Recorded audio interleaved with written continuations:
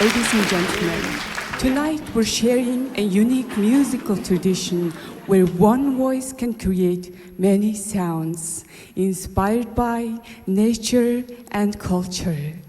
Our performer this evening is not only a master of this art, but also a guardian of it, dedicated to preserving and passing this heritage on to future generations, so it may continue to live. I hope you'll enjoy traditional and ancient vocal techniques with modern musical elements. Сайн байцгаана уу? Энд хуран цугларсан эрхэмсэг ноёд хатагтай нараа. Та бүхэнтэйгээ дуу хөгжмийн гайхамшиг ардын язгуур урлагийн тэр дундаас хөөмийн тоглолтоороо уулзаж байгаадаа туйлын баяртай байна.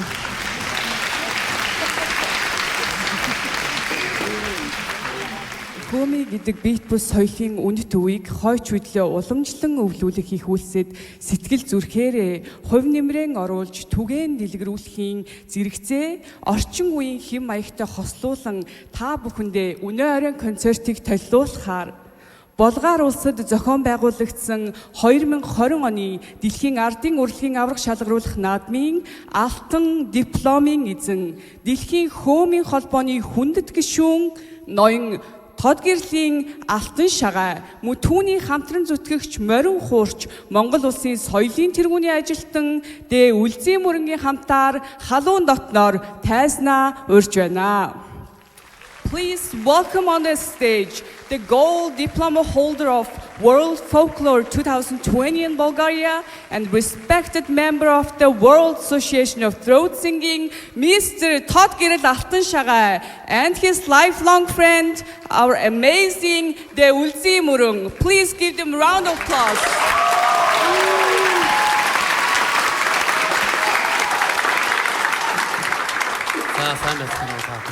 Энэ орон сайхан халуун мэндийг төвшүүлье.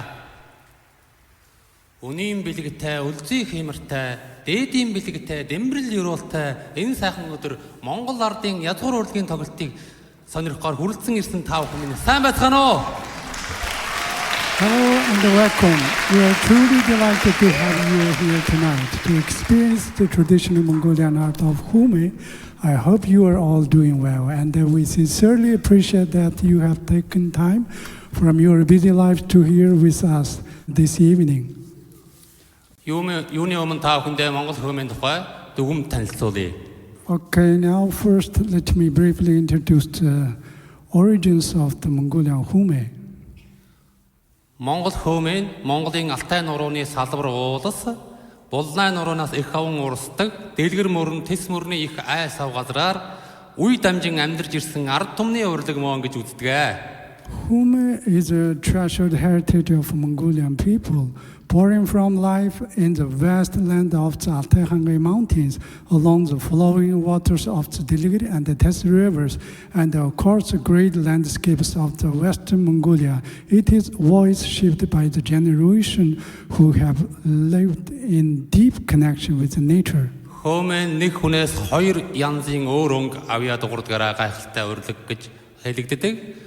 Хоолойн шахмал өнгөн дээр нарийн эсгэрээний өнгө авьяаг ноот аялуулан дуулдаг урлагийг хоолойн урлаг гэж хөөмийн урлаг гэж ярьдаг. Okay. Hume is a vocal technique where a single performer can produce multiple tones at the same time, from deep within the chest all the way to the tip of the tongue. Монгол хөөмийн төрлийг 6 их төрөлд хуваадаг. Одоо тэгээд 6 төрөл зүйлийг та бүхэндээ нэг нэгээр танилцуулж дуурж сонсгоё. Okay. Traditionally, Hume can be divided into the 6 main styles, like Shikha Hume, Kharkhra Hume, Iskre Hume, Khosmolchin Hume, Chor Hume, Hamardo, Hamrin Hume. Нэгд Шаха хөөмэй. Шаха хөөмэй нь Монгол хөөмийн суур дууралд салхины чимээ, байгалийн дуу чимээг дуурайж дуурдаг гэж үздэг. За Шаха хөөмэй нэг иймэрхүү. First, let me introduce the first style, Shikha Hume. This is considered the foundation of the Mongolian Hume. It is inspired by the sound of wind moving through mountains and, of course, a rocky landscapes. When the wind touches the cleft and the stone, it creates a deep resonance and vibration. And Shikha Hume it's a human voice learning to echo that sound. Now, I'd like to give you a short live demonstration. За шахаа хумыг та бүхэндээ сониртуулъя.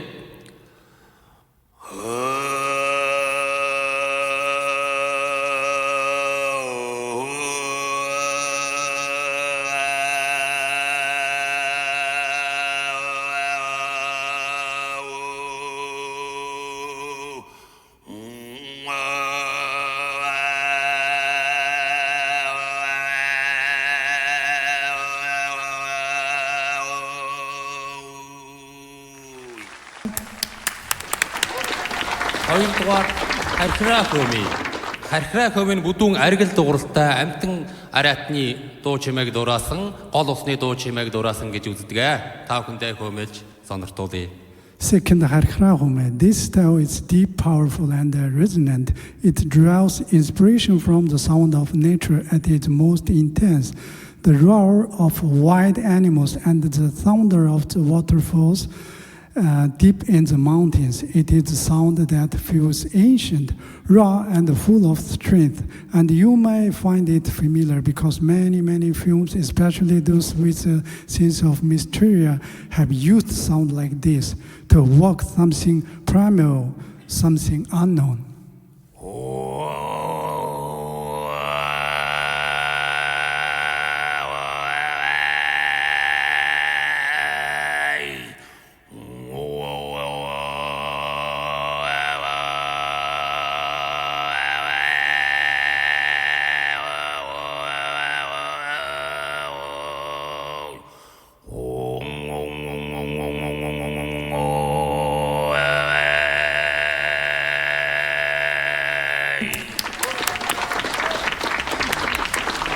Гурав эскрэ хөмэй.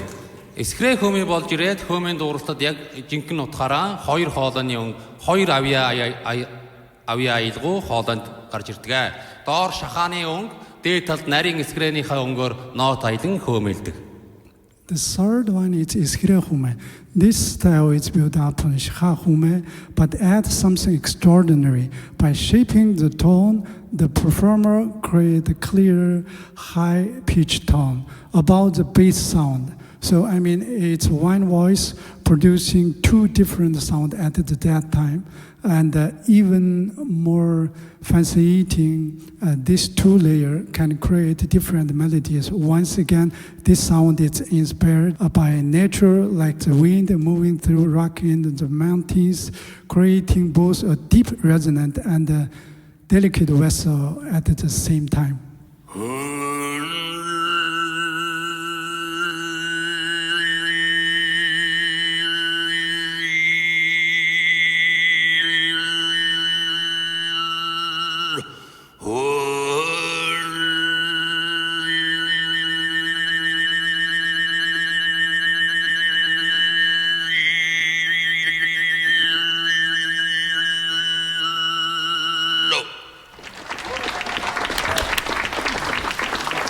Дөрөв хосмолжин хөмий.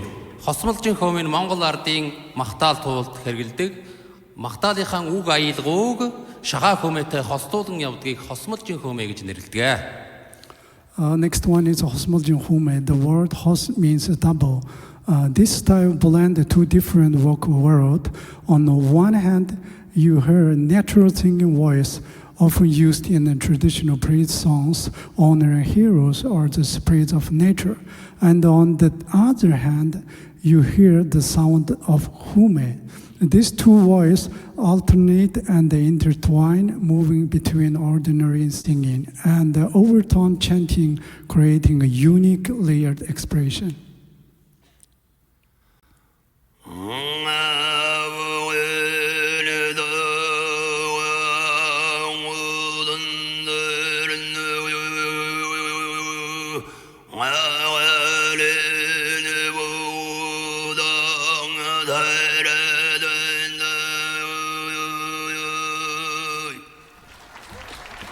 Тавд цоор хөмий. Цоор хөмий нь бас хоёр янзын өнгө дуурдаг. Цоор хөмий нь нарийн эсгэрээс ялгаатай. Шахаа өнгөн дээр хэлэн зөөлөн тагнаадаа тахихгүйгээр эсгрэний өнгө дуурахыг хэлдэг. Цоор хөмий гэдэг. Okay, next one is Chorhume.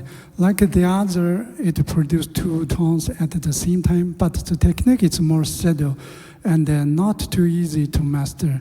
Unlike Skrehume, the tone is not pressed against the palate to create the high overtone. Instead, the sound flows more freely with a softer, more natural resonance.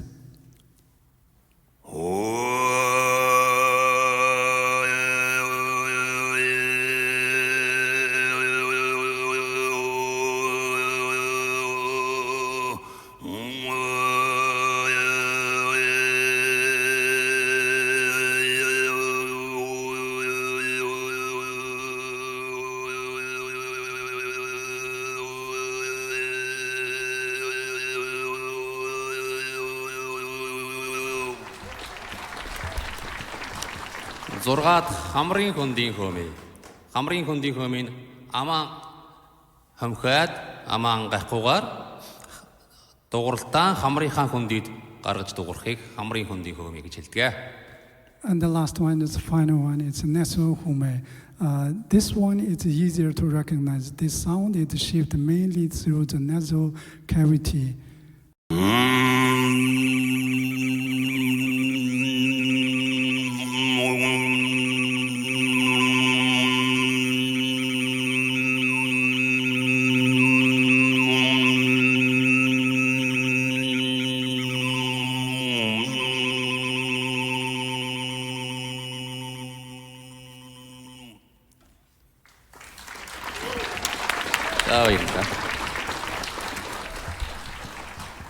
За ингээд та бүхэндээ Монгол ардын хөөмийн магтаал Алтай магтаалыг хөөмөлж сонсгоё. Our first piece tonight is one of the most classic Mongolian Hume song, the Altai Praise song.